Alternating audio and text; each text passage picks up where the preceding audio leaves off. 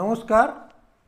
আমার আজকের ভিডিও হচ্ছে PPF versus mutual fund ELSS.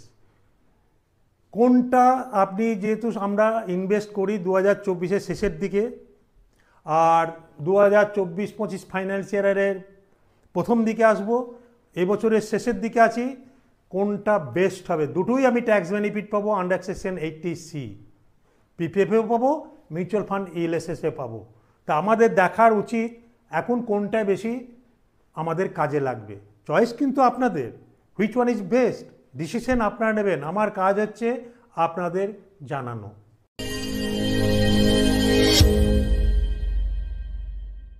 আমরা পিপিএফ করি যারা সরকারি চাকরি করি বা প্রাইভেটেও যারা চাকরি করি বা ব্যবসা করি, তারা পিপিএফেও টাকা ইনভেস্ট করি। পিপিএফ কি?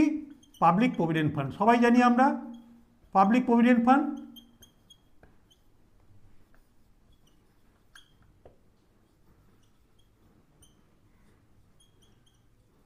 আর ইএলএসএস হচ্ছে মিউচুয়াল ফান্ডে equity link saving scheme. Equity link saving scheme, saving scheme দুটোতেই as per government rule under section 80C-তে, আন্ডার সেকশন 80C-তে আমরা 1.5 লাখ পর্যন্ত ট্যাক্স বেনিফিট পাই, রিবেট পাই, ট্যাক্স রিবেট পাই। আগেকার যুগে সবাই পিপিএফে কম্পাউন্ডিং এফেক্ট পাওয়ার জন্যে আমরা সবাই পিপিএফে ইনভেস্ট করতাম। No doubt it was a good tool, খুব ভালো টুল ছিল। কিন্তু বর্তমান যুগে মানুষের অ্যাওয়ারনেস বাড়ার জন্যে বা নতুন ইনস্ট্রুমেন্টাল আসার জন্যে পিপিএফে দেখুন, যখন আমরা শুরু করেছিলেন পিপিএফ, তখন রেট অফ ইন্টারেস্ট কী ছিল, তখন আরওআই কী ছিল, মানে পিপিএফে ইন্টারেস্ট রেট কী ছিল আপনারা জানেন? কখনো বাড়ে কখনো কমে। কোনো বছর গভর্নমেন্ট ডিক্লেয়ার করেছে পিপিএফের এত % দেবো, কোনো বছর দিচ্ছে এত % দেবো। এর আগে অনেক 14% ছিল, আপনারাও জানেন। তা পিপিএফও প্রত্যেক বছর রেট চেঞ্জ হয়, কিন্তু সরকার চেঞ্জ করে এটা রেটটা, অন্য কেউ পারবে না। সেই জন্যে পিপিএফও not guarantee according to that law, মানে হিসাব। যেহেতু সরকার এটা ডিসিশন দেয় কোন বছর কত রেট অফ কম্পাউন্ডিং হবে, রেট অফ ইন্টারেস্ট হবে পিপিএফে, সেই জন্য আমরা কেউ কিছু বলি না, বাট আমরা ভেতরে ভেতরে চিৎকার করি। Same ইএলএসএসও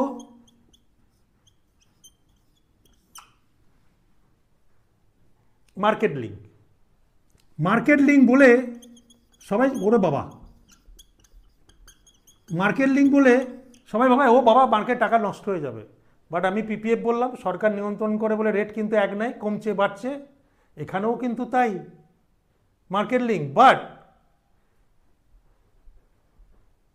locking. এবার বেনিফিটগুলো আমি পিপিএফ এর বোঝাচ্ছি, বা দুটোর। এর লকিং পিরিয়ড কি আছে দেখুন, 15 ইয়ার্স, এর 3 ইয়ার্স লকিং পিরিয়ড। তাহলে কোনটা আপনার বেনিফিট হবে? ডিসিশন আপনাকে নিতে হবে অ্যাকর্ডিং টু ইয়োর গোল, আপনার প্ল্যানিং তার উপর ডিপেন্ড করবে। ওই জন্য বলি, আপনি যদি না বুঝতে পারেন, দক্ষ ফাইন্যান্সিয়াল অ্যাডভাইসারের পরামর্শ নিন, যে আপনাকে গাইড করবে। এটা হচ্ছে একটা বেনিফিট। 2 নম্বর হচ্ছে ট্যাক্স বেনিফিট।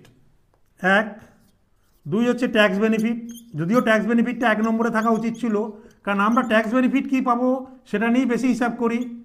এও 1.5 লাখ পাবেন, এরও 1.5 লাখ পাবেন, সেম।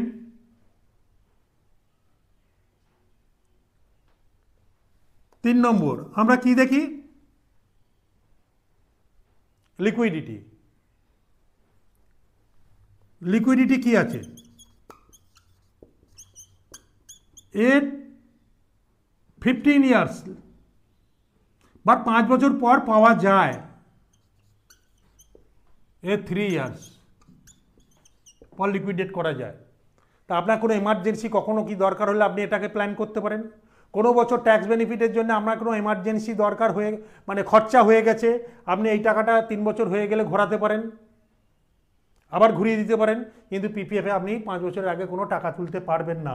5 ইয়ার্সের আগে পিপিএফে কোনো হাত দেওয়া যায় না যে পার্সিয়াল উইথড্রল করব, বাট 15 ইয়ার্স লকিং পিরিয়ড। বা দুটোকেই রিটার্ন, দুটোকেই 15 ইয়ার্সের আপনারা ক্যালকুলেট করুন কত রিটার্ন। পিপিএফ এখন হচ্ছে 7.1%, মিউচুয়াল ফান্ডের রিটার্ন অনেক, আপনারা গুগল সার্চ করুন, দেখুন, নিজেরা জানার চেষ্টা করুন আমি ভুল বলছি না ঠিক বলছি। Return is high.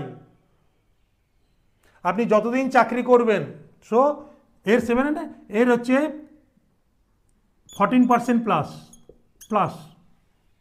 এবার এর যে 14% প্লাস পাচ্ছে, আপনি আবার কম্পাউন্ডিং এফেক্ট নিন, আপনারা এসআইপি ক্যালকুলেটারে ফেলুন 7.1% 15 বছরে।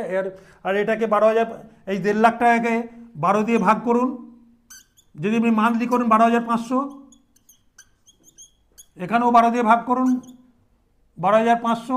এগুলো মিউচুয়াল ফান্ড আর পিপিএফ একবারে জমা দেওয়া যায়, আর মাসে মাসেও জমা দেওয়া যায়, বছরে যে কোনো সময়, আর এটাও মান্থলি করা যায়, আর একবারও করা যায়।